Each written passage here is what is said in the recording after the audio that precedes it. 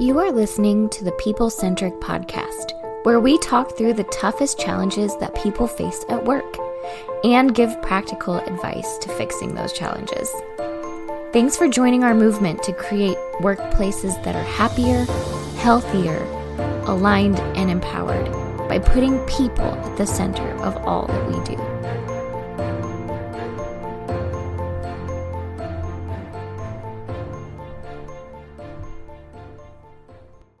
Hey, people-centric leaders. We are very excited about this episode because if you are listening to this when it comes out, it's around Valentine's Day. It's around Valentine's Day. So we all, as we talked about this episode and like, what do we want to do? We've done several episodes on like love and like, how does that play at work? Diana's making a face right now. I don't know why are you making a face when I said that? I don't think we've done an episode about love. Ew. Not the way maybe I said it directly. This episode is about, we're going to slow it down a little bit on the People-Centric Podcast and bring this back to, nope. Grab yourselves a glass of wine and light a candle and let's do this. No. We're taking requests on the People-Centric hotline right now. And here's a little air supply. Give a shout out to, no, okay. We're not going to do that. But what we are going to talk a little bit about is something that has come up a lot, and we see this an awful lot in the companies that we work with, is this idea of relationships at work. So I'm a big fan of the best movie ever created, Matt, which is what? Greatest movie ever. Oh, man. I was going to agree or disagree with what you were going to say, and then you threw it to me. What are you going to say? Top Gun? What are you going to say? No, Dumb and Dumber? Top Gun. Dumb and Dumber is also very good. But The Godfather is clearly... Oh, Godfather. Okay. Say Joe versus the volcano. Oh, yeah, you do like that one. I was going to say, please don't say Dumb and Dumber as the best movie ever. You can't comment on movies you still haven't seen, So even good. though it's been out for 35 years, Bethany.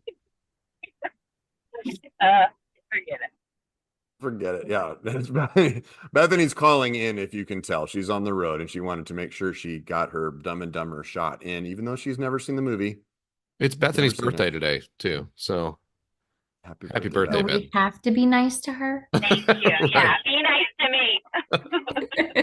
Yeah.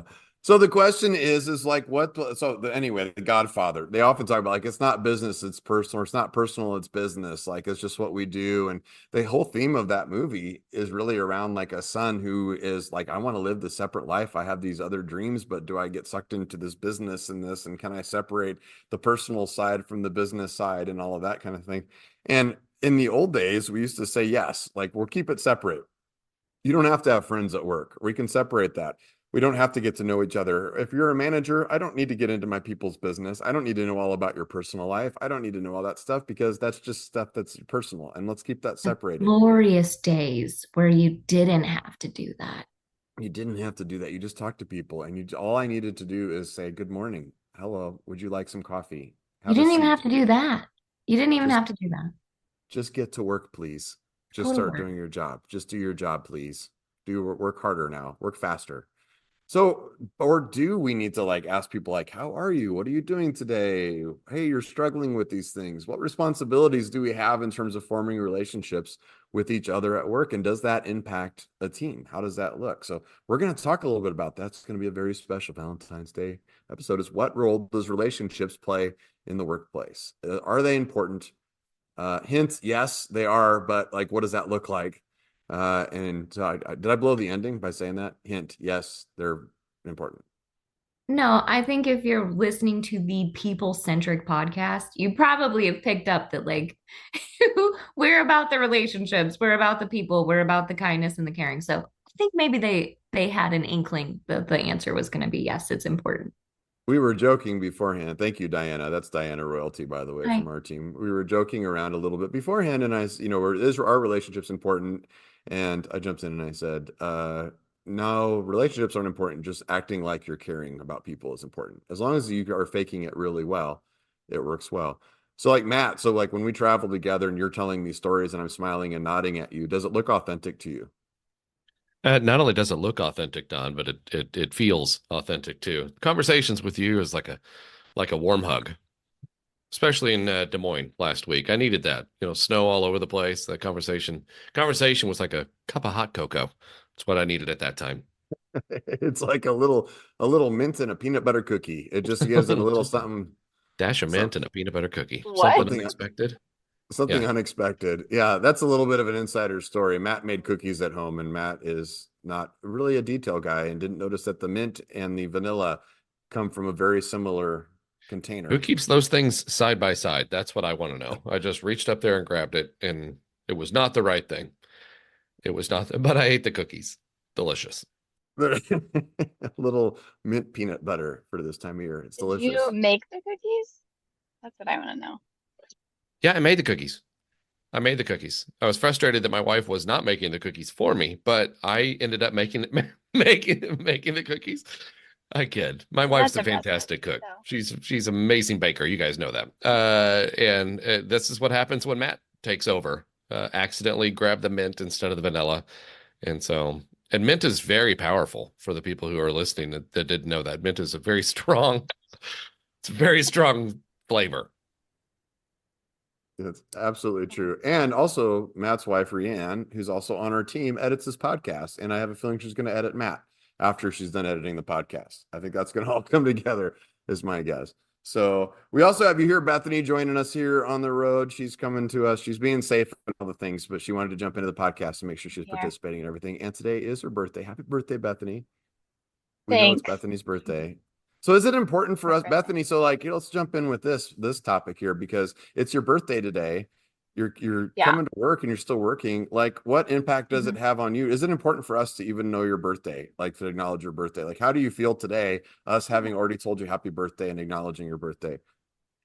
Oh yeah, it feels good. Yeah, because it would feel so sad if I went to work or got on a call and people just, acted like it was a normal day, because it is for you guys, but it's not for me. And I appreciate you acknowledging that. Yeah. Okay. Yeah. Now, Diana's birthday is right after, the day before Christmas Eve.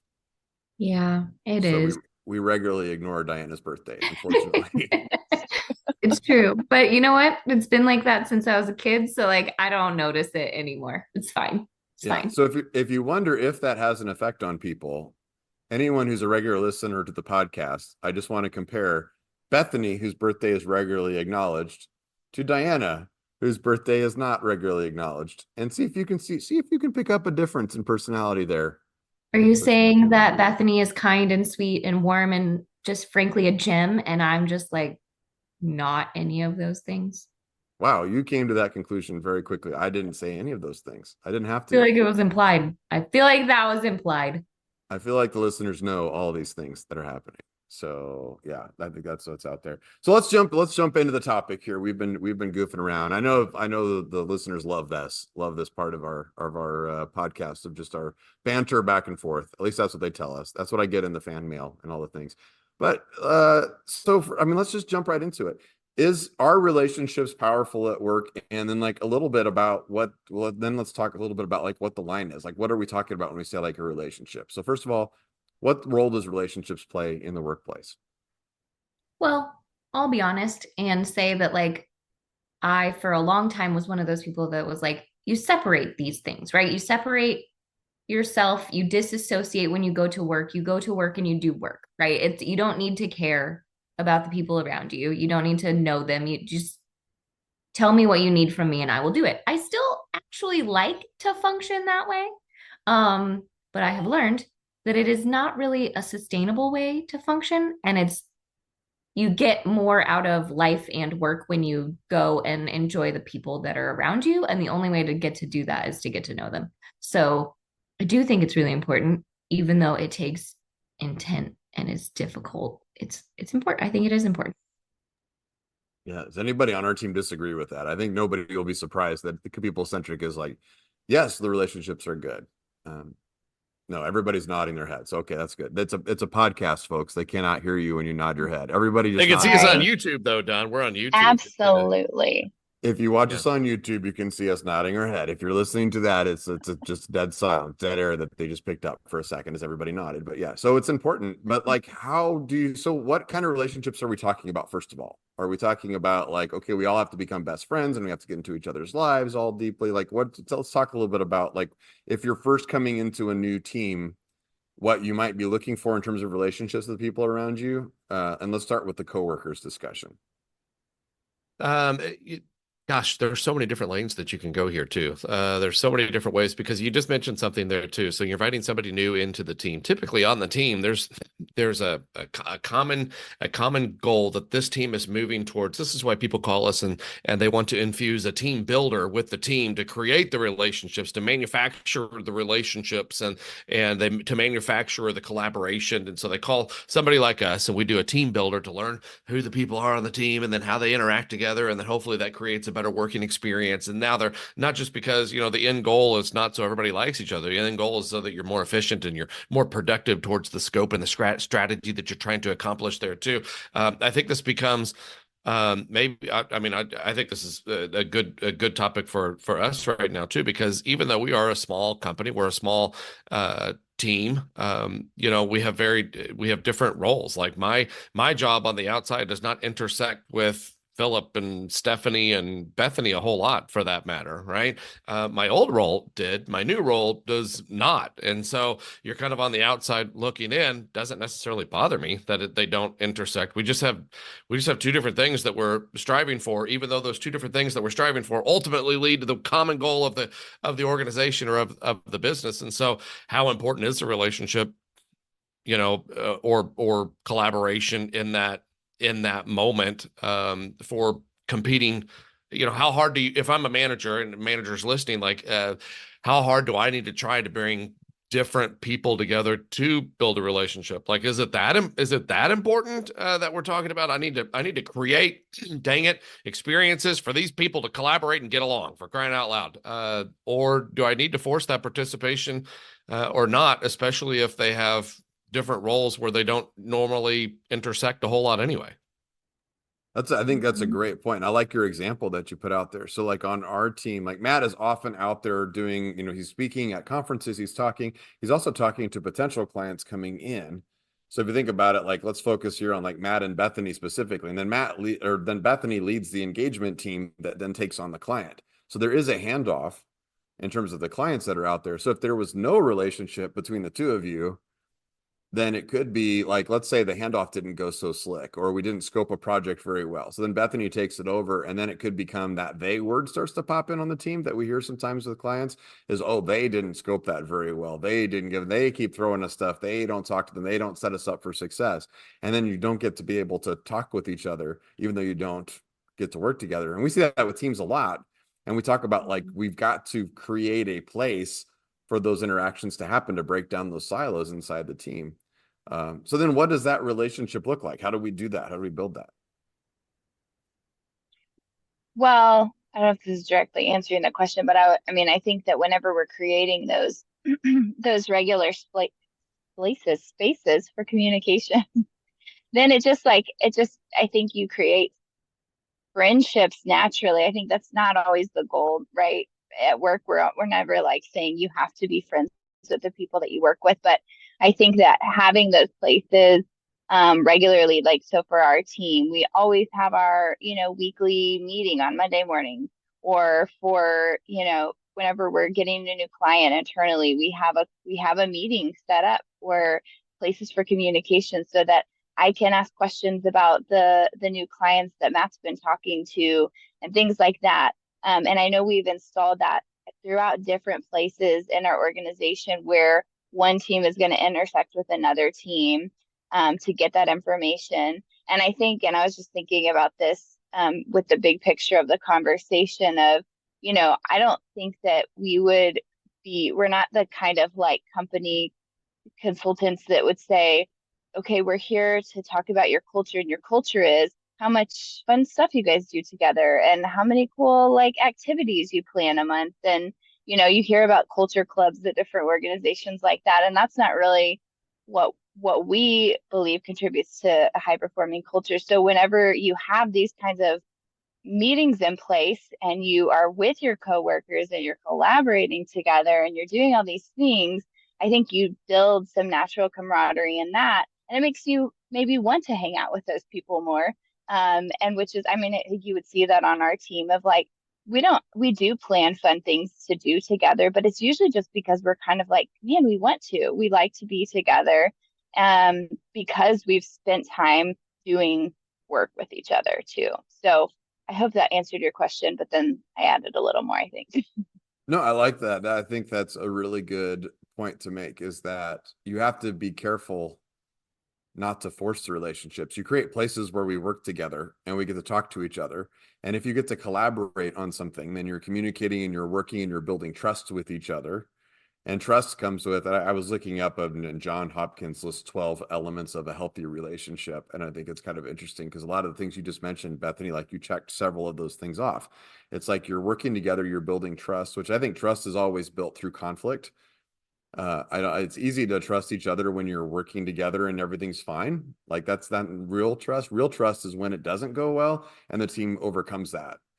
Right. So you're creating that a little bit, but then you can't just say, okay, I want our team to be all best friends together. So we're all going to go off and we're all going to do this activity together either. Although those activities have a place. Like we've worked with the company we just a few weeks ago. Stephanie and I were out in Arizona with a company and they did a big retreat and they pulled their whole team together and they have a remote workforce. So a lot of them are working apart from each other and they pulled them together. Now they did strategic planning. We spent most of the time that we were there thinking about the future and what we're going to do and what things could we do better. But they also spent some time like playing mini golf and we painted some flower pots and we hung around outside by the fire and did things like that. And you could see like the people getting to know each other through that process and setting up relationships that I think they're going to use later throughout the year because they did it in a spot where it's not conflict. You know, it's not like, okay, well, you and I have to get together better because we're fighting already. It's a space. It's the old saying of like, you need to dig your well before you need the water. You know, so it's like you could see relationships forming between people on the team that they're going to then take out for a spin. Let's talk about something else. There's another element on here that I think is interesting from the John Hopkins thing is boundaries. Is a piece that's really important for relationships at work. So what are the boundaries that are taking? Is it okay to have friends at work? I mean, I think we're all friends.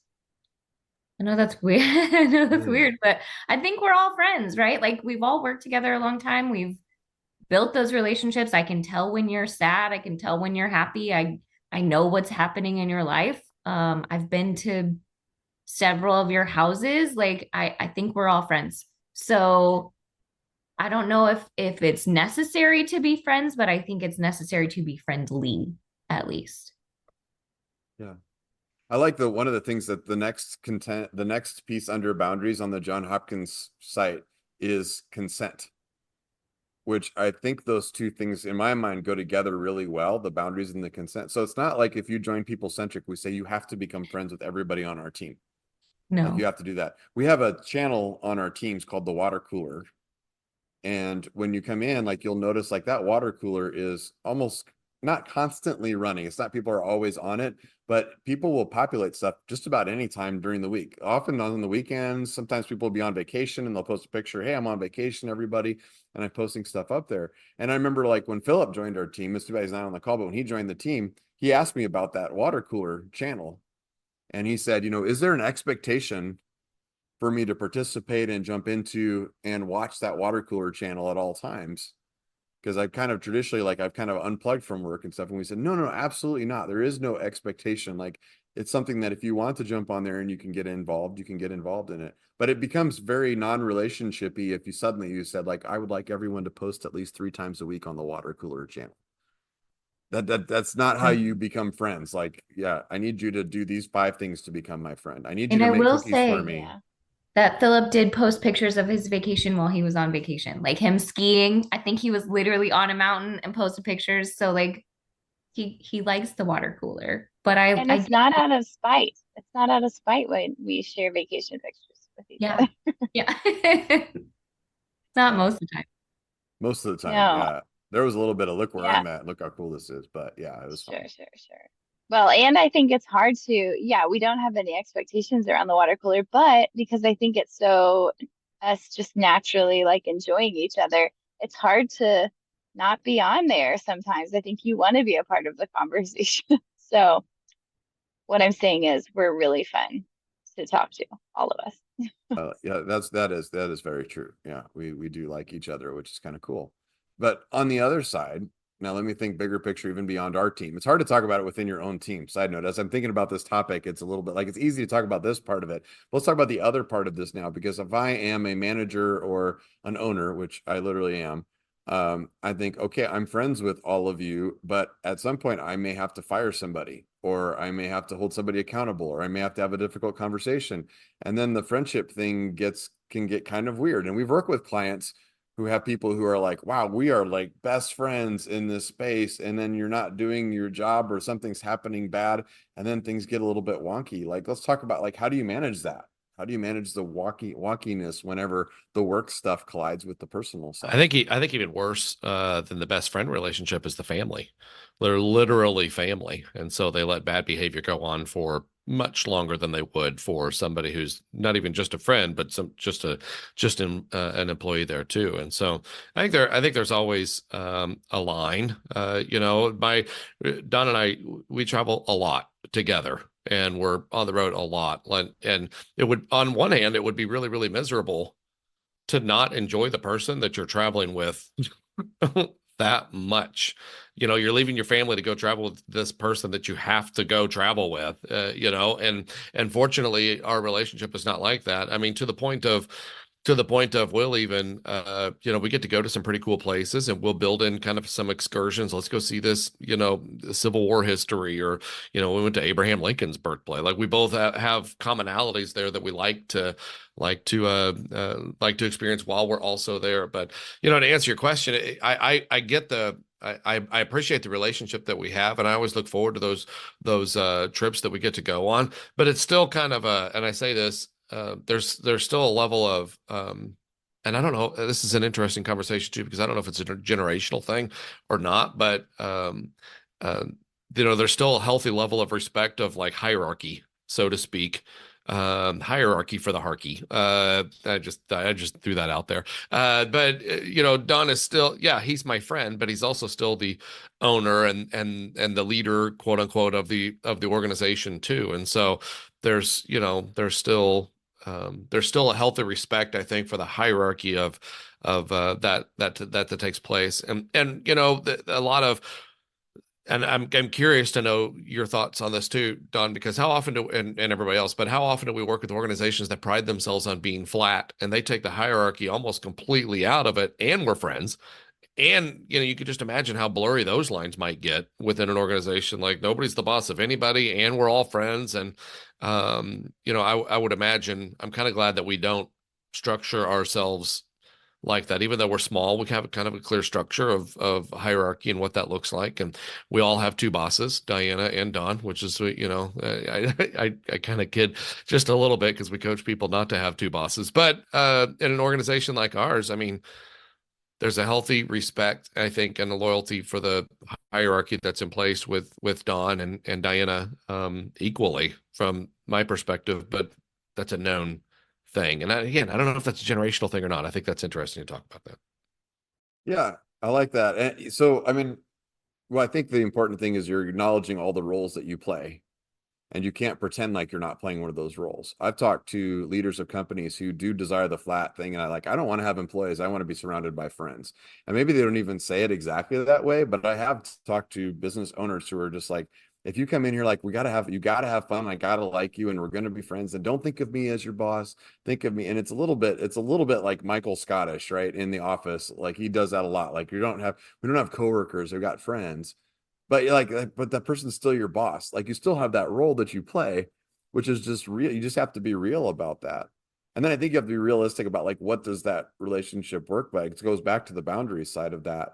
It's like, you recognize, like, I care about all of you a lot, but I also recognize that you all don't play a role. You're not my family. Like, we've done that podcast before.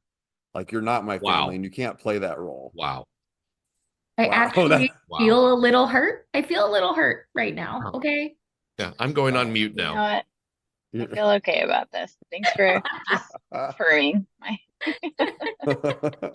We don't need that. Yeah. I mean, it's because we've talked about that. It was a good topic. We did a whole nother podcast on this idea of like when we say, well, like your work could be your family and all that. And we said, you got to be careful about that because it goes back to what Matt said. We work with a lot of family owned business where the work is the family and the family is the work, and those are intertwined together. And it gets really complicated when you're sitting at Thanksgiving dinner and looking across at your business partner who is also related to you. That's two different pieces that add a lot of complexity. And even those cultures where it's like, no, no, no, here we're family. We're a family workplace, right? We're all family here. That gets sticky for me, right? That is a red flag for me because I don't want to spend Thanksgiving dinner with my coworkers. I have a family that is already complicated and messy enough. I don't bring more people into it. I don't need more family. I have a family that is dysfunctional like everyone else's. Let's not add more chaos to that. Forget Thanksgiving, Diana. We didn't even know you got married till after you got married. You know what I'm That's saying? not. Like that's a Oh, whole different that's level. true. That is true. Yeah. That is so you can claim Okay, we're but close, but we didn't even know that happened I until it eloped happened. during the pandemic. This was not a slight. I didn't invite anybody, no family, no friends, no nothing. If only we had a water cooler channel that you could have announced at least what was happening and taken a selfie. I Nope. did. No, not until after it was. No, we were We on a saw the call ring. and we saw your ring and we said, wait, Diana. That was You the have something engagement. you'd like to tell us? The That's how engagement, that I for conversation. sure didn't tell anyone. I was like, someone will see this giant ring. It's fine. But the marriage, I'm pretty sure I announced it to you when I announced it to everybody else After it was over. after it was over. Yeah. I Not think the it goes marriage. back. They're still happily married, but the ceremony. The ceremony. We didn't know about that part. Also, we love Jimmy. Jimmy's great too. So Thank just you. had to throw that out there. He was a great find. Good job. I like all of these examples because people are listening. I'm sure. First of all, I imagine at this point the listeners going like, you haven't told me what to do yet. Like you've given me a wide range of examples of what all that is. But I think that maybe the punchline. I'm going to throw this out and see if the three of you agree with this or disagree with this. Is that the relationship can go as far as the roles and then both sides want it to go. I'll go back to the consent word, although consent has a little bit of baggage to it just as a word, but it's just the idea of like, look, if you want to, if somebody came to work at People Centric, for example, and they said, look, I'm going to be nice, I'm going to fit in with the values of the team, and I'm going to work on this, but I don't want you to come to my house. I never want you to see my house. I don't want you to meet my family. I don't want to do all that stuff. I think I think in our team it would be a little bit different, like it would feel a little bit different, but I think it's also we got to be okay with that. Right? Or am I off on something there? Do you think that would be like, no, to come in here into this team, there's a certain amount of vulnerability I think if you to had go somebody on the team that did take that opposite stance, they would accidentally alienate themselves quickly. Not that they don't have that choice. Everybody's got choices, right? Everybody's got choices. You could choose to come into a team like this and say, I will work with you, but I will not hang out with you. I will work with you. I will do the things that you're asking me to, but I won't, one, necessarily like it, and two, proactively ask you for more, right?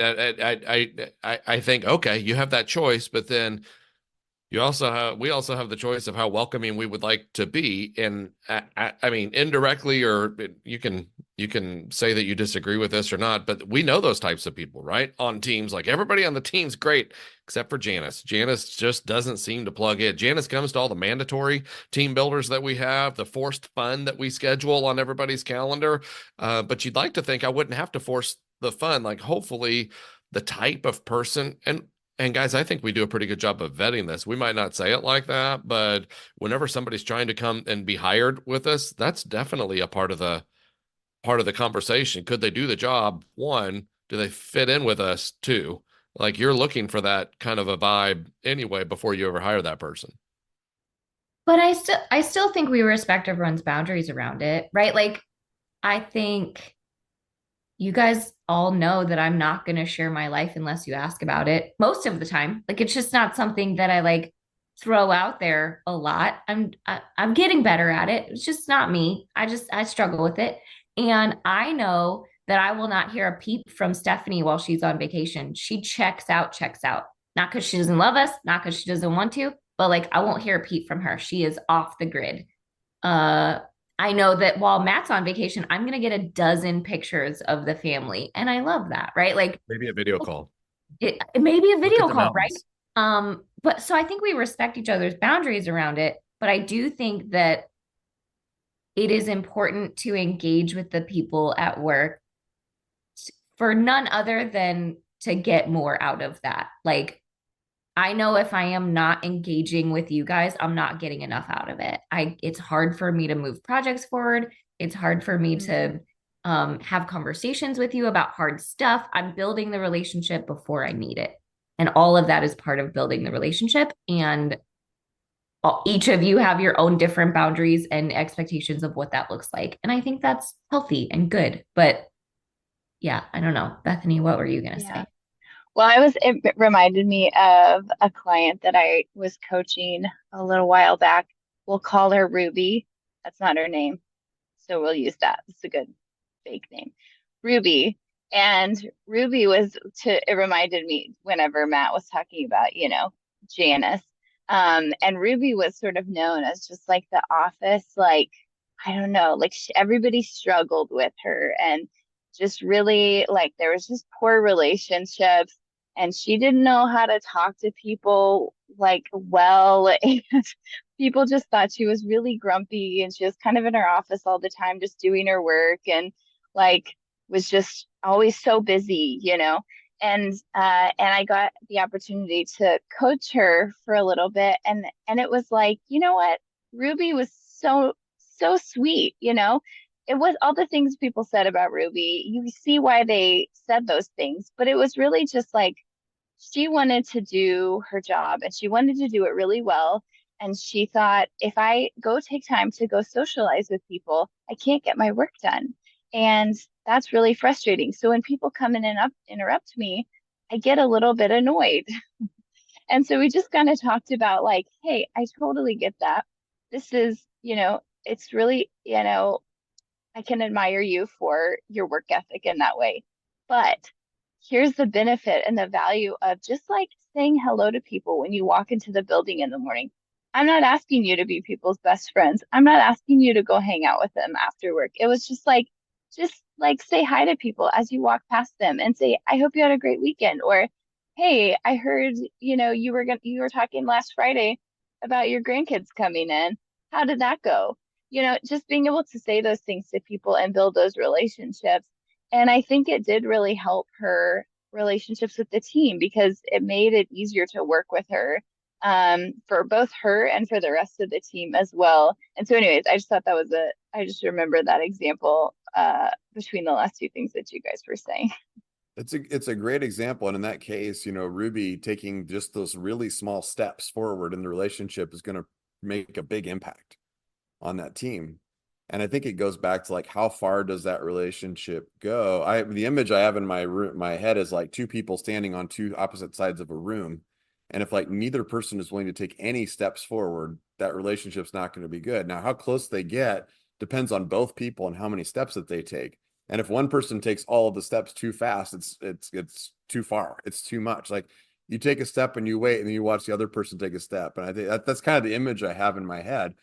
But there's value in those relationships. There's certainly, I think the one thing that we all really agree on is that when you have those relationships at work and people do trust each other, and you've had which trust, again, built through healthy conflict. We've gone to battle together. We fought through some things. We've built some things. We know each other a little bit. We know each other, but we've supported each other in things that are not necessarily work related. Then that translates really well in the workplace. And I was looking at Gallup has their Q12 study, which is a famous study, and they asked 12 questions that can predict a person's engagement levels. And one of the questions is, do you have a best friend at work? And that's not a little bit of language. That's saying, do you have a best friend at work? That's a high bar to set. But the research shows that if you say you have a best friend, not that all of your coworkers are best friends, but if you have a best friend at work, you're much, much, much more likely to be engaged in your job, which means you're also much, much more likely to be productive, to have a high level of productivity. Yeah, Don, who's your best friend at work? I think it's pretty clear. I think everybody knows. I think everybody knows who it is. He knows It goes the right without answer. saying. Yeah, everybody knows. Everybody knows who that is. It's very, very clear. Just thought I'd throw that out there. We should cast secret ballots and then have that as a team meeting and see how that goes. That'll be a really good idea. We'll vote on who is the best friend for everybody else in the group. That's great. Yeah. And that's what we recommend is have a relationship scale and rank your people by how much people like them Yeah. on the team. No, don't do that. Don't do it. Yeah, no, that's probably a bad idea. Yeah. So I like this topic, and especially it's a good topic around Valentine's Day. And I think the punchline from this for me, and I'll come around and get all everybody else's takeaways from this, is that it's a really complex topic. It's not like, well, how far do you go in terms of the relationship? I think if either side runs too far ahead of the other one, I think that's bad. There's some obvious lines that we didn't talk about that I don't think we need to talk about in terms of like HR, that you just don't go there. Like you don't need it to get weird, but acknowledging the roles that everybody really does play, which means all of the roles that you play, I think is part of that. But really it's got to be a mutual relationship where both sides step in and step where they're comfortable, and then maybe a little bit where they're uncomfortable, like your Ruby example. I like that a lot. That doesn't mean that I have to invite you over to my house for dinner, but I might just be a little bit vulnerable and tell you, hey, I'm having a bad day today, or just say good morning to people, how are you doing, or sign the birthday card or whatever it is to say I'm glad to be on your team. So what are your takeaways from the conversation in terms of relationships at work? Well, I'll say that I think I am the type of person that leans more towards the separate work and home, right? I'm definitely, that's my natural tendency. But having done it a different way, having done it where I do engage and I do actually try to care, right? I'm actively caring about these people around me. I will say it has enriched my life and it has enriched my work experience. I think in the past, sure, I became friends with people, but it was, it was over the course of time and it was kind of surface level. And then sometimes we would go get a drink or something and that felt very deep. But I think actually engaging and actually learning the nuances of my team and the strengths of these people and the abilities that they have and the things that they're going through, I think it just makes work better because it's more humane. And I just think it's turned into, I don't slog through work every day. I get to talk to people I enjoy. I get to work on projects that I enjoy with these people that I care about. And I think it just makes life better. Yeah, I was going to say, Diana, it's probably really hard for you to separate workplace and friendship when we just call you all the time and are like, hey, how's it going? What's going on with you? You guys make it And incredibly I don't know, difficult. seems like You make it we just do that a lot to you. You do. And I love it now. But the first time I think you did it, I was like, what is happening? Right? Like, why? Why are you calling me? What do you want? I will help you with anything, but we are not just going to like chit chat. And now I'm like, oh, Bethany's calling. We can chit chat. But it did take a little bit for me to get past the like, what do you need? Why are we talking thing? Right? Yeah. That's good. So I love that what you said. Just it's how we go through life. Like if we go through life and we put people in boxes and roles and we keep them separated from us, that's a safe way to go through life. That feels safer. But if we let people in a little bit just in relationships, then life just gets richer and you spend a lot of time at work. So we might as well let each other in a little bit, right? But but you have to, everybody's got to want it a little bit there. Mm-hmm. Well, I was going to say, I think my takeaway too is also just understanding. I mean, you talked about boundaries too, of like, I think I tend to be somebody who I do want to get to know people and I do want to create some kind of friendship on the team. Again, we don't have to be best friends, but I want to like get to know everybody. But also just accepting people's boundaries that are at different places with that. I think, we've seen all kinds of different levels of just like being interested in being in friendships and just what their acceptance of that is at work, I guess. And I think you just have to like not take it personally if you are the one who's like, I want to be friends with everybody at work. Just know that somebody who maybe isn't really gung-ho about that, that's okay. That doesn't mean they hate you. Don't take it personally either. I think just know that like take what you can get, I guess, and just keep showing up and being a good coworker and a good friend, and kind of keep reaching out and just offering to ask how they're doing or to see how you can help them. And I think you'll build their trust and a relationship over time. It might not just be as quickly as you want it to happen. So Yeah, and I like that. And don't forget the power that you yield to if your roles are different and uneven. If you're the boss and I say, hey, how about we all go out with you? Why don't you bring your whole family and let's go out for pizza sometime and do that? Recognize that the other person may not feel the power to even say no in that kind of a thing. So just to throw that out there as well. It occurred to me, Bethany, as you talked about taking those steps. Like as coworkers, you both have you're on an equal plane on whether you want to to hang out or to talk or do things. If you're the boss and I'm asking you questions about your personal life and diving into that, like I'll give a really good simple example, like social media. Early on, and Diane and I talked about this a long time ago, like with a team, and it's like, do I connect with people on Facebook? Like when I used to be on Facebook, I'm not on Facebook anymore, but do I connect with people on Facebook? And the general rule is no, I never connect with anybody on our team on social media until they connect with me. So I kind of say it's like, no. If you're the boss, then I think you've got to wait and see how far everybody's willing to go. Because if you push, then it can feel like pushing, which then leads to pushing back. So yeah, that strikes me. So Matt, what are your takeaways? I'm going to take a little bit of what Don said and a little bit of what Bethany said, and not that what Diana said wasn't valuable. I'm just not taking couldn't have said it any better. So, Don, you talked about you mentioned something. You said you have to kind of find out everybody's level of want to. Everybody's got to kind of want to also build the relationship there. But then how do I do that, right? How do I then do I just build the relationship off of forced participation and we are going to go to Topgolf and dang it, everybody's going to like it. We're going to do it once a month until we're friends around this place. Which that sounds wonderful. We could do that. But Bethany mentioned something which I think is an important part of this as well. Like if I'm a manager right now or an owner, how do I go about building the relationship to be able to create that? And Bethany just talked about, it's not about the forced participation or fun necessarily. It's about trust and showing up. It's about celebrating their successes with them or creating value in that person. And I think if you're creating value in that person, you build this level of trust with that person. Over time, you're naturally kind of in a deeper relationship.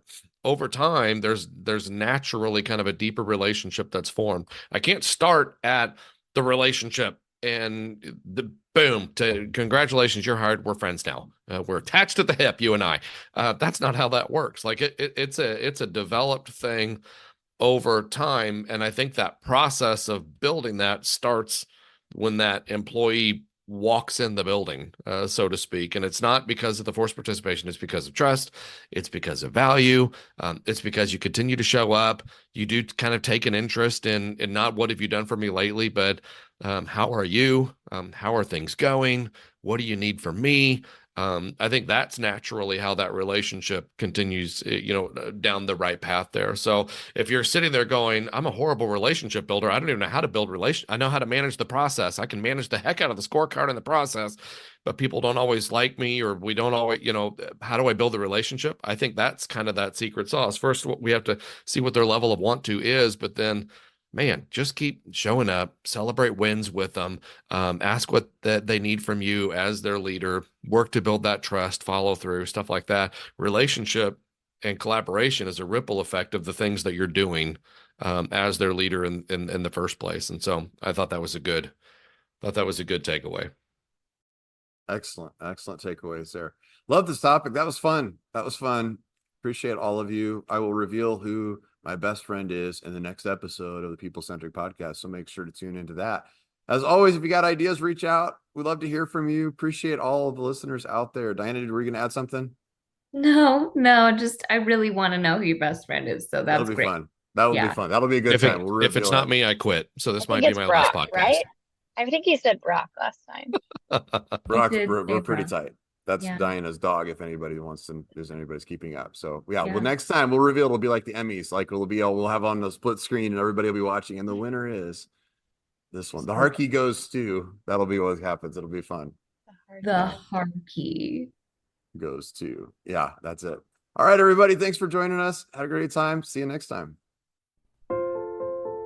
Thank you for listening to the People Centric Podcast. We are so grateful for you joining us every week.